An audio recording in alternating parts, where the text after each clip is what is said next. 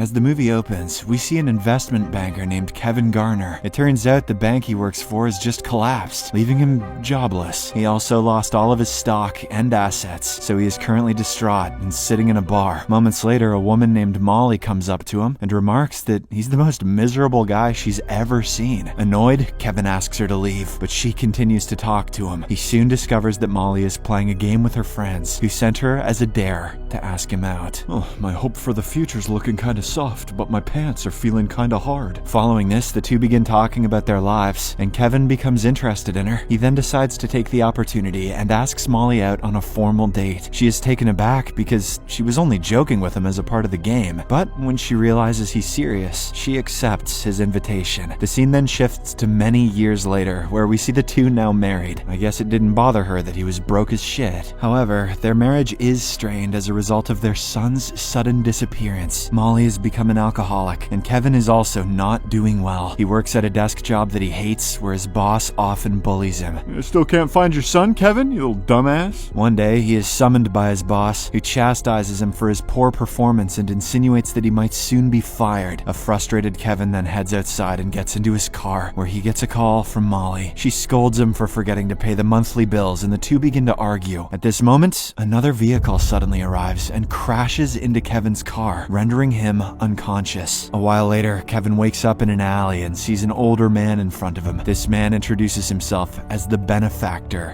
which makes Kevin laugh. However, the benefactor says he's serious and he has a job for him. He then takes Kevin to the road, where there are shockingly no cars or people nearby, just like a post-apocalyptic world. When Kevin asks where everyone went, the benefactor reveals that he's the one who has moved. He further clarifies that he has actually shifted Kevin to another reality and that they are now in a parallel universe. Following this, the two go to a restaurant where Kevin notices that everyone is scared of the benefactor. A waitress named Tina comes to serve them, but the benefactor forces her to eat some food. The poor girl has no choice but to comply with his orders. He then explains that for every choice a person makes, there are countless alternate realities where different choices play out. These decisions create endless possibilities, meaning that everything a person can imagine in their mind exists somewhere and at some point in time. He then reveals that there is a force capable of transferring people between these realities. After this, the benefactor offers Kevin a job to become one of his shifters in exchange for his dream life. These are the people who have given up their souls and now work to trouble other souls by moving them to different realities. The benefactor reveals that all other versions of Kevin have accepted this deal, and even Molly has been shifted twice. However, Kevin is skeptical and asks him to prove it by shifting Tina somewhere else. The benefactor agrees and activates a device on his wrist called the Deviator. Tina begins crying and begs him not to do it, but he immediately shifts her to another universe where her parents never met and she was never born. Kevin is shocked, and when he notices Tina's parents crying, he feels terrible for his actions, as he friggin' should. What the hell, Kevin? It also finally dawns on him that the man is none other than Satan himself. What the hell does Satan have to do with the multiverse? The benefactor now wants Kevin to become one of his shifters and offers him a lavish life. He explains that he can give him the best version of Molly, who will oblige to anything he says. However, Kevin rejects the offer and instead begins to seek help from God. This enrages the benefactor, who starts yelling that he will pay for this. Kevin continues to pray until the man eventually vanishes. Mortified by his actions, he apologizes to Tina's parents and exits the restaurant. The scene then shifts to 5 years later, with Kevin still trapped in this dystopian reality. He is living under a fake name because he is infamous everywhere as the Kevin who refused. In this world, constant wars and destructive human activities have ravaged the majority of the planet, and people have no idea how to make cool nicknames. After millions of people vanished, the benefactor has gained control of the world. Most people now live in impoverished cities under the harsh rule of his officers. Meanwhile, Kevin does manual labor during the day to make a living. He often tries to recreate Bible verses from memory and secretly shares them with his friend Gabriel. Even though spreading faith is illegal in this place, Gabriel is the only person he trusts and the only one who knows his true identity. Despite the hardships, Kevin remains optimistic that he will soon be reunited with his wife. One day, while going home, Kevin comes across an old man named Rousseau who is looking for his cat. Turns out Rousseau is the owner of a movie theater where he broadcasts live feeds from alternate realities. Kevin then books a session and begins watching people from different realities. Soon after, he comes across several versions of of Molly, each with a different profession. He notices one such Molly wearing a necklace that he gave to her during their marriage. This makes him realize that she's his actual wife. If there are really infinite branching timelines, then no, she's probably not. Seeing her after so long, Kevin begins crying and touches the screen, but his time suddenly runs out. He asks for more time, but Rousseau claims that his schedule's fully booked and asks him to come back in a few days. In the evening, Kevin is at a supermarket when he notices a little boy walking alone in the hallway. Moments later, the child disappears, causing Kevin to panic. He immediately alerts the mother, but she is confused and points out that her son is right next to her. Kevin insists that the child has been swapped, but the woman thinks he's crazy and leaves. This incident reminds Kevin of the time when he was at a supermarket with Molly and their son. When the couple got distracted for a moment, their son disappeared into thin air. The police searched for him everywhere, but all their efforts were unsuccessful. In the present, Kevin suspects it was the work of shifters and believes that his son is still alive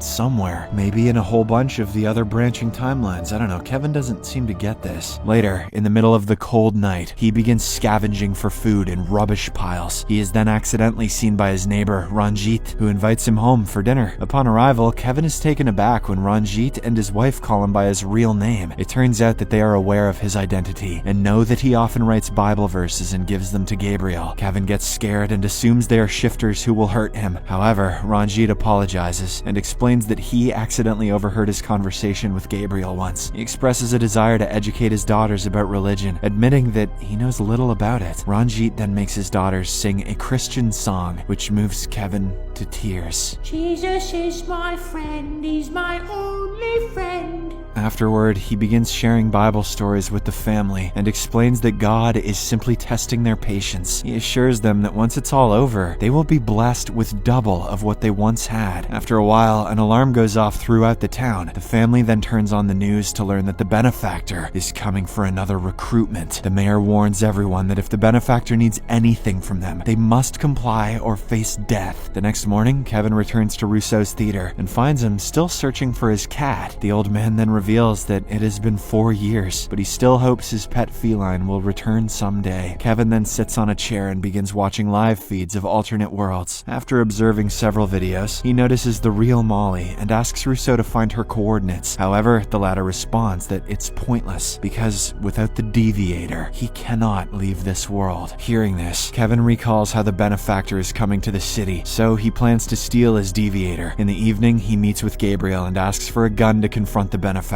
Gabriel thinks it's a self-kill mission and argues that he can't just shoot the demon. He decides to talk him out of it, but Kevin is adamant in his decision. In the end, Gabriel gives in and offers him his gun. The next day, Kevin arrives in front of a cafe where the benefactor's recruiting a guy. The place is guarded by the police, but he somehow manages to sneak inside. However, to his shock, he walks into a motel room instead of a cafe. He tries to leave, but the cops outside fire at him, forcing him to retreat. Kevin becomes frustrated and begins smashing things around the room. He soon starts crying and scolds God for testing him like this. Just then, the benefactor shows up and takes the gun from his hand. He also summons Gabriel and asks if he gave Kevin the gun. However, Gabriel responds that he doesn't even know this man. The benefactor then begins mocking Kevin for trusting his writings to such a coward. He says that what he has been doing for the past 5 years is pointless and asks him to give up. The benefactor claims that God does not care about him and that he will only be free if he becomes a shifter. However, Kevin remains adamant in his beliefs and refuses to sell his soul to the devil. Just then, someone knocks on the door, and when Kevin comes out, he sees several armed officers. He sees them shooting at Ranjit, so he rushes back to the room and urges Gabriel to take cover. Unfortunately, the latter is also killed in the gunfire, and Kevin discovers a deviator in his hand, revealing that he was also a shifter. He quickly uses it to transport himself to another world. In the next scene, Kevin falls into a lake and soon realizes that this is not his world. He then activates the device again and ends up in a psychiatric clinic. There, he is greeted by Dr. Gabriel, who asks him to go back. When Kevin refuses to comply, many versions of Gabriel arrive and begin firing at him, but our hero somehow manages to escape from there and hides in a room. There, he comes across Tina, who seems deranged and has suffered a lot. She quickly recognizes him and blames him for her situation. Tina then asks him to send her back to her parents, but the Gabriel Gabriel's show up again, so Kevin quickly activates the device and travels to another world. This time, he arrives at the home of another Kevin, who is a shifter and living a lavish life. He tries to sneak and watch, but his doppelganger quickly recognizes him and aims a gun at him. The man threatens to shoot him if he doesn't return the deviator. However, Kevin quickly activates the device and returns to the same dystopian world from before. He notices Ranjit being driven away in an ambulance and discovers that he was shot because of his involvement with Kevin. The cops notice him, so he runs away from there and arrives at Rousseau's theater. Kevin claims that he has the device and urges the old man to send him home quickly. Meanwhile, the cops also arrive at the scene and prepare to attack, but with Rousseau's help, Kevin manages to travel back to his original world. In the next scene, he finally meets his wife, who is shocked to see him after all these years. She asks where he was, and Kevin responds that he was stuck in another world. Molly, of course, doesn't understand, so he simply apologizes for neglecting her in the past and asks for a second chance. Although she seems to still love him, Molly responds that she has found someone else now. Kevin desperately tries to persuade her, but the benefactor suddenly appears and takes him away from there. Moments later, Kevin finds himself back at Rousseau's theater with officers all around him. The benefactor then summons Tina into this world as well. He tells Kevin that although he acts almighty and talks about God, he is selfish deep down, just like everyone else. He then holds Kevin at gunpoint and makes a final offer. He must choose between going back to Molly or sending Tina back to her family. He encourages Kevin to be selfish and choose his own life instead of caring about some random girl. Hearing this, Kevin finds himself in a dire situation as he feels responsible for Tina's suffering. She is a young girl who has been through so much after being separated from her family. While he is deliberating, he notices that Rousseau has finally found his cat. This makes Kevin very happy, and he realizes that it is a sign of hope that he has been waiting for from God. Only Kevin could connect the dots between a cat and God. After this, he boldly declares that he wants Tina to go back to her family again. The benefactor is disappointed by Kevin's decision, as he wanted him to be selfish and let evil win. Filled with rage, he grabs a gun and proceeds to shoot him. But just then, a divine power intervenes, and Kevin is transported to another world. He finds himself in a bar where Molly is drinking alone. Kevin approaches her and says that she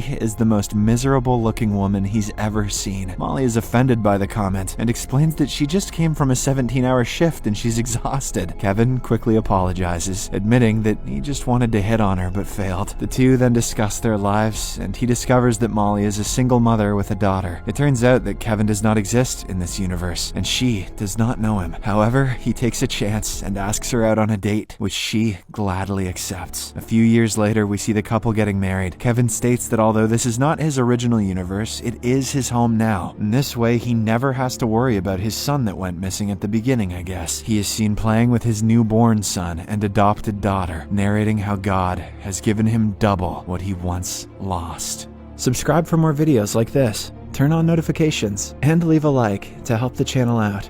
Thank you for watching.